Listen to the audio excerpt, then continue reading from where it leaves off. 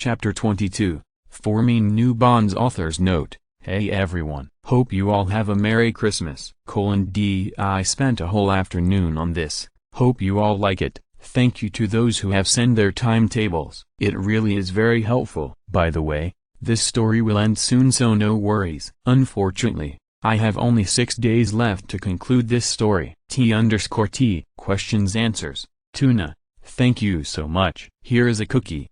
D. Chapter 22, Forming New Bonds. The Gryffindor spectators picked Harry up and threw him over their shoulders before running towards the castle. Screams of happiness and joy was radiated of them. Harry laughed in delight and looked back at his teammates who were receiving the same treatment as him. Everything was a chaotic mess as victory shouts and yells echoed throughout the corridors. Footsteps echoed and soon Harry found himself deposited in front of the changing lockers. Ron and Dean patted him and yelled in delight. Hermione hugged him and smiled. Party in the common room was yelled overhead and more applause burst out before the students headed towards the Gryffindor Tower. Harry grinned at his housemates' retreating backs.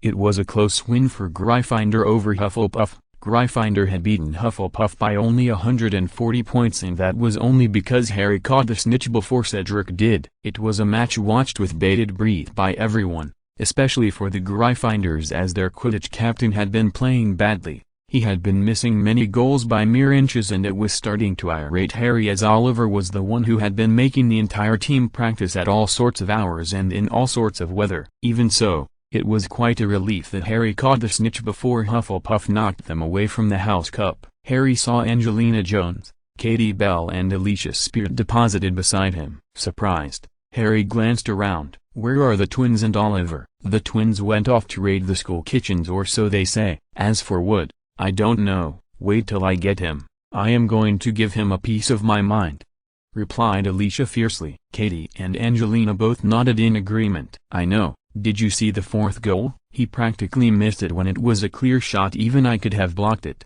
added Katie. Harry kept quiet, feeling slightly troubled. He had noticed Oliver's weird behavior too. In fact, he had seemed slightly pale before the game started. Unhappily, Harry shrugged and turned around. He went in to change, leaving the girls to plan their captain's ultimate demise. The party was awesome, loud music, exploding balloon and plenty of food. Yet, Harry could not really enjoy it. Oliver had not returned, no one had seen him since the match. Then again, no one was really paying attention. His team members were not the only ones who were disappointed and slightly miffed with Oliver's abysmal performance. Harry pondered carefully. It was way past curfew by then. He looked around. No one was paying attention to him. Finally, he decided. Making an excuse that he was tired, Harry slipped up to his room. Madara was tired. Harry left him behind, petting him goodnight. Grabbing his father's cloak, Harry shut the curtains around his bed tightly and slipped the cloak over his head. Next, he crept down silently. Not that he need to. The party was still going on full swing and no one would have noticed him, much less the footsteps he make. Finally, he reached the fat lady's portrait. He sighed in relief. He had been afraid that someone will bump into him. Pushing the portrait outwards, Harry walked out. "Another rule breaker, eh?" the fat lady called out when she could not see anyone, as it was a usual occurrence for students to sneak out invisible when there is a party going on. Now that he thought about it, it probably was, Harry thought as he hurried off silently, ignoring the fat lady. Harry closed the charms classroom door with an annoyed sigh. He had spent the better of the last 15 minutes hunting for Oliver Wood and he is starting to get very annoyed. He silently grumbled to himself for not forcing Madara to come with him. At least then Madara could track Oliver's scent. He sincerely hoped Oliver appreciates his efforts. All the teachers seemed to be out patrolling tonight.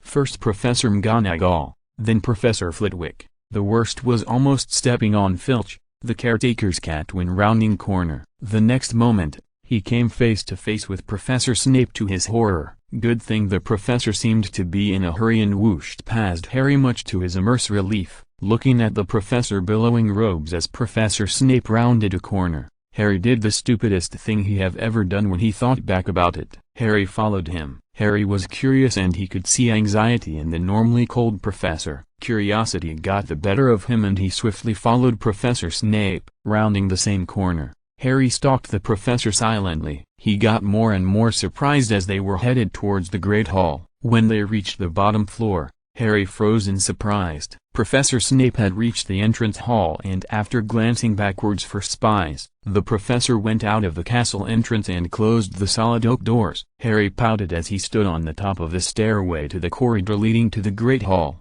There was no way he could follow the professor now, not without alerting the professor to his presence at any rate. Harry looked around and sighed, back to searching for Oliver. As he was choosing which way to go, he heard a muffled thump noise. Alert! Harry glanced around warily. Carefully, he walked down the marble stairs backwards into the entrance hall. Suddenly, he heard a muffled yell and slight shouting. Harry started in surprise. The noises were coming from the staircase. He looked at the steps in curiosity, seeing dark shadows on the left and right of the stairs. He walked towards the shadows, inspecting the wall carefully. What caught him by surprise was not the black door hidden under the staircase in the shadows, but to hear Cedric Diggory's voice rang clearly. "I could not believe you thought I could be so broken bar cheap. Get out of my way!" roared Cedric. The black door flew outwards with a bang, startling poor Harry. Cedric Diggory came stomping out of the room as the door slammed shut again. The boy's face was livid and there was a look of betrayal, hurt, lost, and Harry swore lightning flashed in those irises. As the boy stomped off and up the stairs, Harry made a mental note to never piss Cedric off, ever. Harry looked back at the innocent door, wondering who Cedric was mad at. He crept forward carefully, in case whoever it was decided to come out suddenly. He grasped the doorknob and turned it slowly. Entering the room, Harry snorted to himself. It was just a broom closet of sort. It was huge and filled with shelves. Along the walls were cleaning supplies and lit torches were lined evenly in a row. What caught Harry's attention, however, was the burly figure in the center of the room. The boy's posture was stiff, yet there was a drop in the shoulders that shows the despair coming from him. Harry walked in and closed the door silently. Still in his invisibility cloak, he recognized the sandy brown hair and red and gold Quidditch uniform anywhere. Harry walked in front of him and winced. Oliver's usual commanding aura was gone. In place was suffocating despair and defeat. His face wore an expression of stun and shocked, hollow and lost, a deep contrast to his usual energetic grin. "Oliver?" Harry called softly. Oliver jerked his head up sharply, glancing left and right. "Harry?" Feeling a little silly, Harry slipped the cloak off. "Sorry, I forgot," he muttered in embarrassment. Oliver looked at him in wonder. "An invisibility cloak?" "Yes, but that is not the point." "What happened?" Harry ventured. Instantly, Oliver seemed to deflate. "It's nothing. How much did you hear?" As he said that, he turned around and faced the floor. Harry frowned. "Only the last sentence, but there is something." Suddenly, a small sniff rang out and small tremors racked through Oliver's body. Harry's voice softened. "Tell me, please." Oliver kept quiet as small sobs threatened to break out. Harry looked at him in concern. His Quidditch captain, the most commanding student he ever known, was breaking down in front of him, and the one with a maniacal gleam in his eyes every time they played Quidditch was breaking down in front of him. Harry sighed and looked resigned. Finally, he padded forward and hugged Oliver's dangling arm. Harry felt Oliver stiffen in shock. He felt Oliver tried to pull away and proceeded to hug tighter. "Let it out. It is all right to cry," Harry mumbled softly as he looked up at the taller boy and vice versa. A small tear leaked out of Oliver's clear blue eye. He hastily rubbed it away, but his flushed face was a dead giveaway. Harry just looked at him questioningly. Finally, Oliver glanced away in shame. "As you know, marks scored during a Quidditch match is always added into the house points. Hufflepuffs are somehow usually in the last placing for the House Cup, not because they are bad, but teachers tend to forget to award marks for loyalty or generosity. Hufflepuff's biggest traits and being hard-working is something expected of a student." A broken bar. Oliver gave a hiccup as he stopped to sniffle and swallow. "Anyway, I thought if I let them score higher marks, it could help Cedric's house. Besides, he was so distracting in that uniform." Of a broken bar. Oliver blushed furiously as Harry glanced up at him curiously, suspicion blooming in his mind. He was no stranger to the dating game. After all, students in his old Muggle school used to simply paired boys and girls up just for the sake of saying it. Besides, they were kids. No harm done. Cedric guessed at once. "I meant, I never played this badly before." "It was kind of obvious. I guess he got mad, thought I was trying to score brownie points or something. I don't know what I was thinking. Anyway, that bloody fool was all about a fair and just game. He called me a cheater and liar. We were yelling and arguing. After that, he got mad, really mad, and a broken bar and a broken bar and a broken bar. Oliver choked on his sob. Harry tried to soothe Oliver, gently rubbing circles on Oliver's arms. Tears were really pouring now, and Oliver's burly frame was shaken and rattled by his sobs. Oliver looked at Harry's green orbs, anguish in his eye. Left. He left. Just like that. He left me. That was the last straw. Oliver collapsed on his knees, alarmed. Harry gave a meek yelp as Oliver's arms surrounded Harry's small frame and buried his face into Harry's shoulder. Oliver was openly crying, and Harry could feel his shirt getting wet, the taste of salt wafting through the air slightly. Harry felt awkward. He does not know what to do. The best he could do is pet Oliver awkwardly on the back as Oliver's sobs shook the both of them. He felt bad for Oliver. Oliver seemed so out of character. The usual determination and spirit have been crushed and stomped to bits by Cedric's retreating back and hurtful words. Oliver's sobs continued, and Harry stood in his embrace trying to comfort him. Minutes ticked by and Oliver's sobs became muffled sniffles. Harry sighed. "Come on, we have to get back. We don't want to get caught." Pulling back out of Oliver's loose grasp, he gently pulled Oliver up and covered the both of them with his cloak. Then, he pulled Oliver with him, turning back to look sadly up at Oliver. He felt worried, as a hollow haunted look had replaced the familiar sparkle in Oliver's eyes. He gulped and prayed because this could mean a lot of complications. Pushing the door open carefully, Harry and Oliver walked out hand in hand, with Harry guiding the seemingly dazed lad. Silently, they crept out and left the shadows. Oliver might have one bond shattered, but it was sure that he and Harry had just formed a whole new bond. Chapter 23. Gloom. Author's notes. OMG. It has been so long. I know by now everyone must be upset at me. I am sorry, but I really need to study. This year is my last year at high school, and I seriously want to get to America or any gay-friendly country for that matter. The only way out is a scholarship, and I need the results. Sigh. Anyway, here you go. A bit rush, I know. Reviews. Emeraldescence. A very good point. I am afraid that was my error.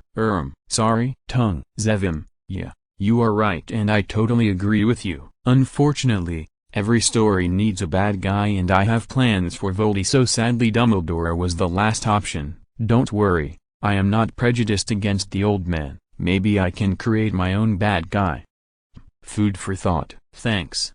D. Chapter 23. Gloom. Harry gave a small smile as he saw Oliver walked past after entering the common room. Oliver nodded barely before walking past Harry and his friends in a daze, heading towards his room. Harry frowned slightly and sighed. Oliver had seemed to slip into some sort of daze. It has been 2 weeks since his argument with Cedric, and the Gryffindor captain had turned into a zombie. He barely interacted with everyone, and any interaction had been kept to a minimum. The dull, haunted look still has not left the boy's eyes, and Harry was starting to think it was etched there forever. "Is it me, or is Oliver acting weird?"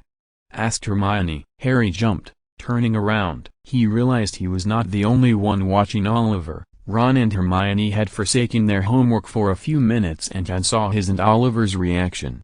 "Maybe still sore over his game?" suggested Ron with a shrug. Hermione looked at him pointedly. "Everyone had forgotten about it, Ron. I get the feeling that there is something more than that," Hermione said softly with a thoughtful frown. Harry wisely said nothing. Oliver had taken to his room all the time. The little boy had been in there a number of times, reading beside the brooding Oliver as a gesture of comfort. Of course, with all the extra studying and slight tutoring he is getting from the older boy when Oliver feels like it, Harry was more confident of himself in his studies. Even so, Harry didn't like Oliver upset. Even Oliver's enthusiasm for Quidditch had died. Most of the time Harry would catch the captain wincing to himself whenever in contact with a broom. Not even the Weasley twins, who had jokingly threatened to replace their captain, had brought up any emotion. Oliver had just quietly turned around and withdrew into the Quidditch lockers with downcast eyes. Quidditch sessions had become dull, and Oliver was like a dark cloud, bringing down a cloud of seriousness and quietness that was unlike any Gryffindor spirit. Harry was starting to miss his enthusiastic captain's energetic liveliness. In fact,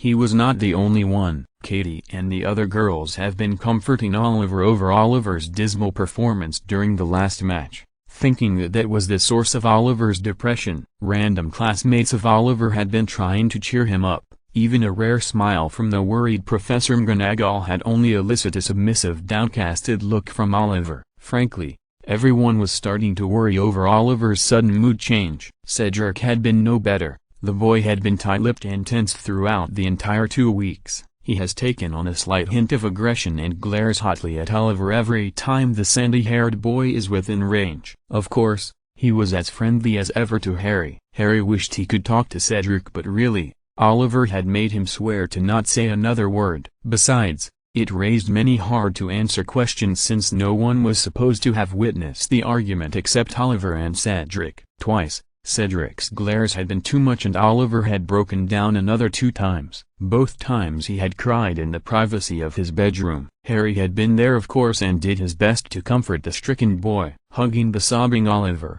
Harry thought he was getting quite good at comforting. Not that he boasts or anything.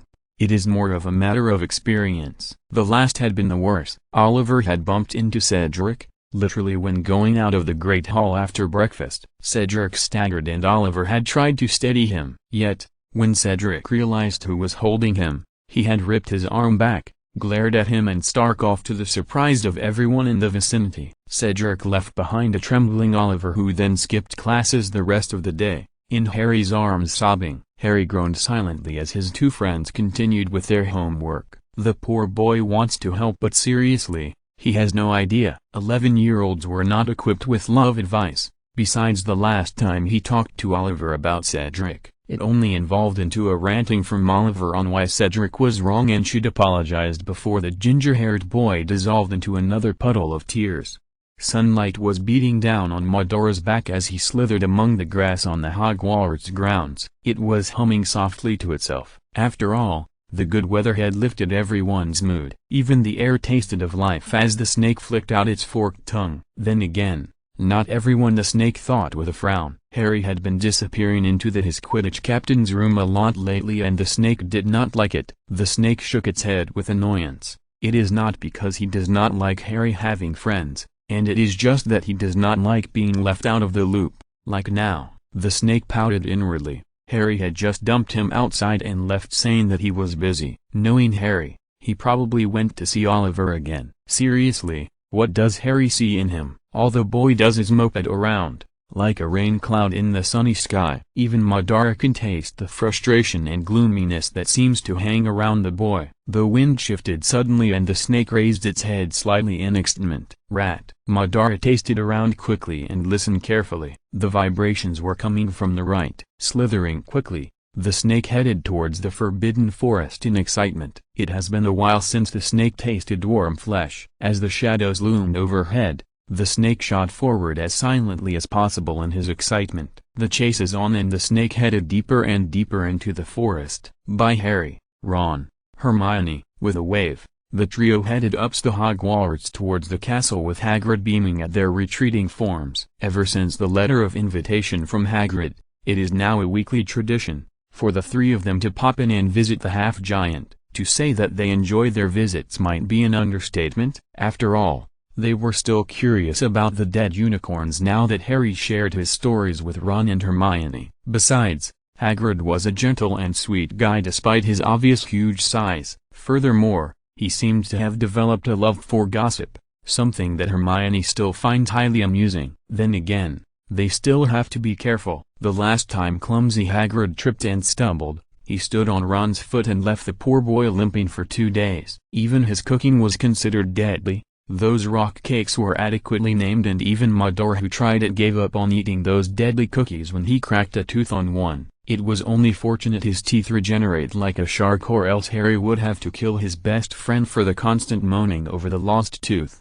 It was getting dark, and the temperature dropped. Above them, a lone owl flew overhead, a letter in its claws. As they walked along the path, Hermione gave a sigh of pleasure when a chilly wind whipped past them. Time passed so fast. Our end-of-the-year exams start in 2 weeks, she smiled happily. What? Ron whipped his head at her in horror. 2 weeks? You got to be kidding me. Hermione frowned. No, What have you been the past 2 weeks, Ronald? Surely you are following the timetable I made for the both of you?" At that, Harry sped up. He sensed danger and he did not want to be caught in it. "Well, a broken bar, Irma, broken bar, aha, broken bar. You see a broken bar." Ron flushed horribly and stuttered weakly in horror at being caught. "Ronald Weasley!" At Hermione's shriek, Harry ran off with a grin on his face. He left his poor male friend looking flustered as a horrified Hermione started berating him on the importance of planning and revision. As he neared the Great Hall doors, an ominous thunder rumbled overhead, scaring him to a stop. Alarmed, he looked upwards and gave a little chuckle at his own silliness. All those stories of dead mutilated unicorns by Hagrid must be getting to him, he thought. A flash of lightning upwards caught his attention and he glanced upwards. Another beam of lightning flashed through the sky, creating white lines of energy like a pointy-edged snake. "Snake?" Harry frowned, feeling like he forgot something. "Madara. I wonder what happened to him." "A broken bar," Harry thought silently. With that, he shrugged and pushed open the entrance door as Hermione and Ron desperately tried to catch up with him. After dinner, Harry laid on Oliver's bed and read through his potions textbooks. He knew it by now, Professor Snape is out to get him. After all, he lets Malfoy and his goons get away with all his dirty pranks in class, especially when they target him. Furthermore, there seemed to be an extraordinary amount of things for him to criticize when it came to Harry's work. At the head of the bed, Oliver sat and brooded, staring silently out the window to the stormy sky. Oliver's hair was ruffled and he looked a mess. It seemed he stopped caring about appearance last month and this ridiculous state had dragged on for months. To be honest, Cedric had looked as bad as him when Harry talked to Cedric downstairs, but he wisely did not say anything. Another rumble rang out and Harry gave a start. He hated thunder. It reminded him of being locked under that staircase in the cupboard with Dudley running up and down the stairs just to scare him. Though if Harry was honest, he was more afraid of Dudley falling through the rickety stairs than the noise. Suddenly, a strong arm grabbed Harry gently. With a yelp, Harry was pulled towards Oliver, who spooned him gently, sitting up, with Oliver resting against the bed headboard and Harry's back to Oliver's front. Silently, Oliver's arms circled around Harry and tightened gently as Oliver rested his head on Oliver's shoulder. Turning upwards, Harry looked at Oliver's expressionless face. With a happy sigh, Harry gave up and snuggled deeper into his embrace. He always welcomed physical comfort. Being ignored by the Dursleys had broken something in him. He just did not want to admit it. In fact, Oliver found out by accident. With that, he went back to studying the 4 uses of moonstones in his textbook, Oliver reading over his shoulder. Harry felt Oliver more than saw Oliver's facial muscles twisted upwards into a ghost of a smile. Not much progress, but still progress, as he rested against the muscular boy. Outside, the rain started pelting downwards as the thunder and lightning started their dance across the sky. Madara gave a hiss of frustration as he turned around another bend and ended at the same round moss-covered stone. The snake glanced upwards and swore silently. He can't believe but he is lost in the Forbidden Forest. The rain had caught him by surprise. The snake had earlier been so intent on catching his prey he had blundered through the undergrowth without taking note of his surroundings. He trusted on tracing his scent back to the castle. Now, however, the rain had washed away all old scents and the snake can't find his trail back to the Hogwarts castle. Closing his eyes and counting silently from 1 to 10, the snake opened his eyes and tried another passage he thought led back to the castle. Just as he was slithering through another bush, a wet scent caught his nostrils and the snake lifted his head in surprised. "Human," the snake thought in surprised, yet a sudden wave of rotten stench seemed to hit him and the snake recoiled in horror. The snake peered out of the bush and saw a cloaked figure walking among the fallen leaves. The black cloak dragged along the ground silently as wave after wave of stench seemed to waft from beneath the clothed body. Madara cringed and stood still. He definitely do not want to be found by that human. Suddenly, the human raised a gloved hand. A frightened neigh broke out under the roar of the falling rain. Madara watched in growing horror as a unicorn burst through the undergrowth. The horse was struggling and failing around, its back towards the cloaked figure, its nose flared in panic and eyes wild. The unicorn seemed to be pulled by invisible chains towards the cloaked figure. The cloaked figure used his other hand and pulled out a ruby-red stone from the folds of his cloak. Madara tensed. He heard soft, barely audible hissing but caught a word here and there. He froze in surprise when he realized it was the same language Harry used with him. The stone glowered brightly and bathed the nearby trees in blood red. The rain had ceased by now and the stone suddenly took on a dark tinge of blood red. Bit by bit, the swirling mist within the stone turned black and a beam shot out hitting the struggling unicorn at the back of its neck. With a pained whinnied, the unicorn collapsed and its furious panting filled the silent night air. Madara did not wait to see what happens next. With his heart thudding, the snake shot up from under the bush. He heard the figure cursed in surprise and a blast rocked the air as a small tree above him exploded. Madara did not turn around. Following the stench of death on the ground, Madara slithered swiftly back the way the figure came from.